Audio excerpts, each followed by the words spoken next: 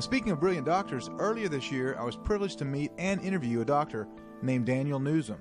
Some of this information that he's about to share is going to blow your socks off. Check it out. Talk about the relationship of fulvic acid in treating cancer. Okay, very good. Fulvic acid. Fulvic acid is the end product of decomposition of organic matter. Okay, as I think a compost. Okay, as compost breaks down, okay, it ends up in this black soil. Okay, that's good stuff. Good stuff. And the reason it's good stuff is that decomposition. You took 50 pounds of waste, okay, and it decomposed down to 5 pounds of, say, of soil. What you have there in that soil is the nutrition of 50 pounds of waste, all concentrated down into that soil. Well, there's things called humic shale. They're deposits all around the world, and what they are is deposits of, well, somehow, at some point in history, there were massive forests that got thousands of tons of dirt dumped on them, followed by thousands of gallons of water. And in certain places, they got so much dirt dumped on them that they got pushed lower into the crust, and that the amount of pressure they were under caused that biomass to convert into petroleum. Other places, it was much closer to the surface, and the microbes in the soil, the bacteria and all the different microbes in the soil, acted on that biomass, all this covered forest, okay, and decomposed it. Okay. And what we have left over from that is humic shale, and it's basically the compost soil. Okay? Okay. What we do is we take that and we extract fulvic acid. Now, fulvic acid is the absolute smallest particle of that compost, if you will. Okay? It has all the genetic information, all of the nutrition, all of the antioxidant capacity. Okay, fulvic acid, the molecule of fulvic acid has 14 tetratrillion electrons it can donate. Tetratrillion. That's 21 zeros behind 14. That's a number you can't fathom. It's unfathomable. One molecule has that many electrons to donate.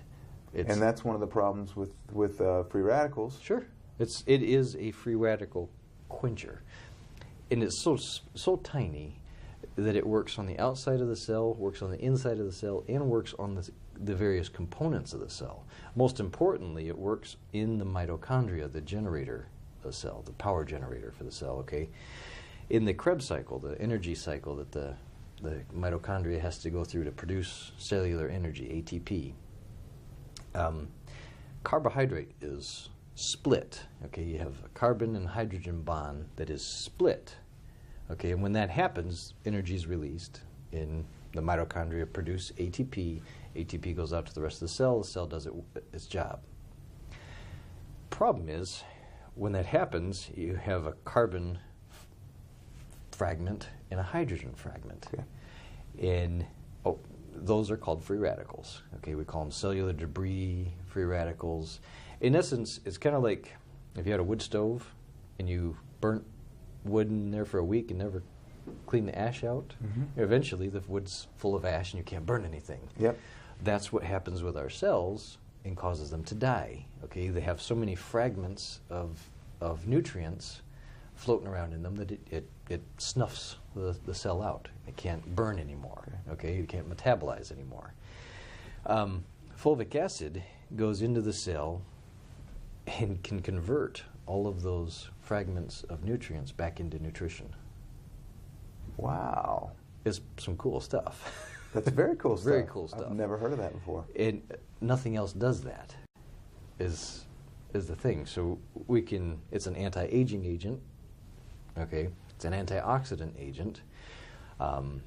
It's a molecule that will carry electricity, okay? So it acts as an electrolyte in your cell without minerals.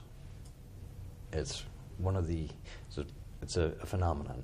It is. It's a phenomenon.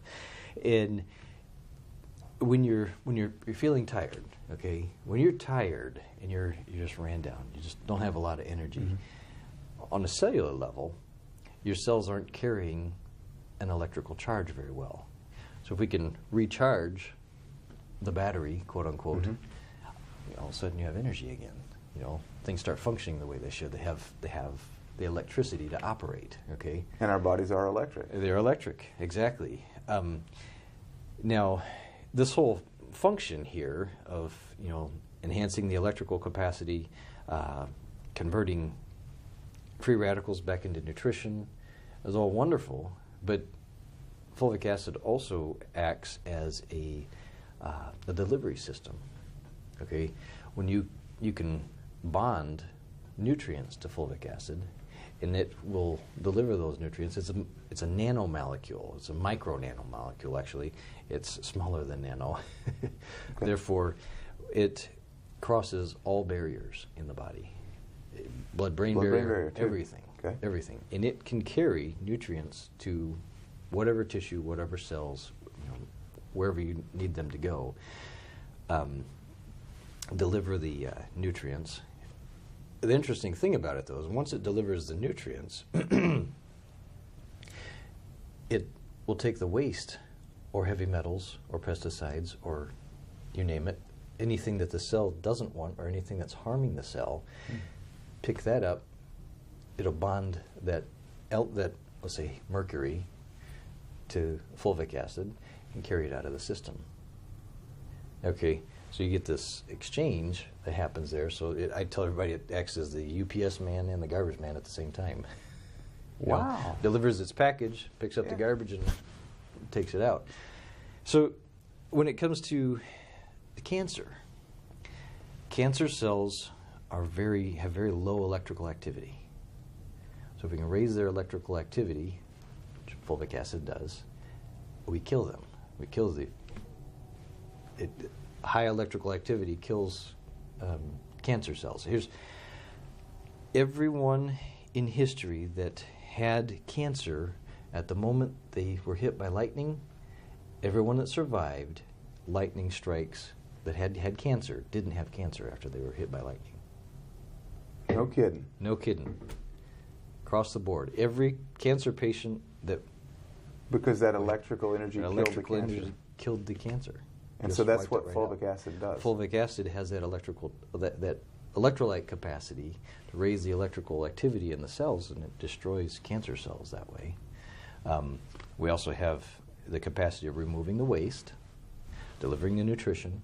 Okay, that's not to mention, depending on the fulvic acid you're getting, our fulvic acid is high in carbon, high in hydrogen, and high in oxygen, and so.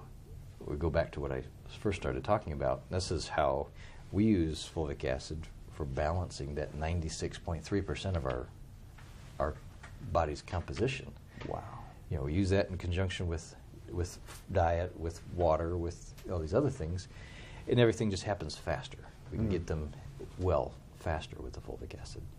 I believe God knew we were going to mess up things here, and He pre-programmed into the mix this humic shale that is so rich in fulvic acid, and just was to discover it so we could use it to fix things.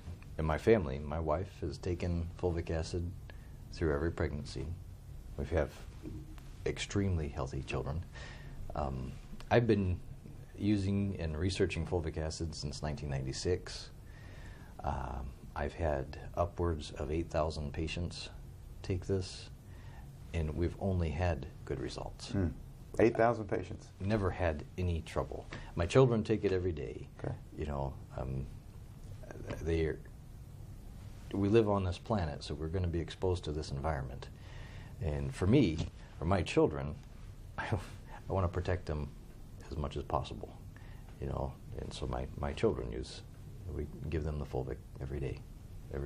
Why is it that more people haven't heard about these natural treatments for cancer? First off, the doctors have been persecuted so horribly, they're afraid to advertise. They're afraid to put their hands up saying, okay, we're over here, it's working. You know, they're afraid to do that for fear of being squashed, you know, or attacked.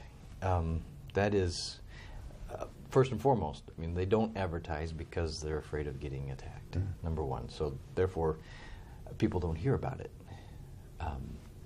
Number two, media does not cover it. You know, media has no coverage of what's happening there. Not to interrupt you here, but a perfect example is that a while back we had the CDC story of the vaccines, the MMR vaccine being definitively linked, the whistleblower, autism, and where was the media coverage? Zero. You know, those folks trying to get the story out were even, I mean, they're even under fire for doing that. You right. know? That's the problem. You know, the politics of medicine are keeping people from getting better. Is the problem.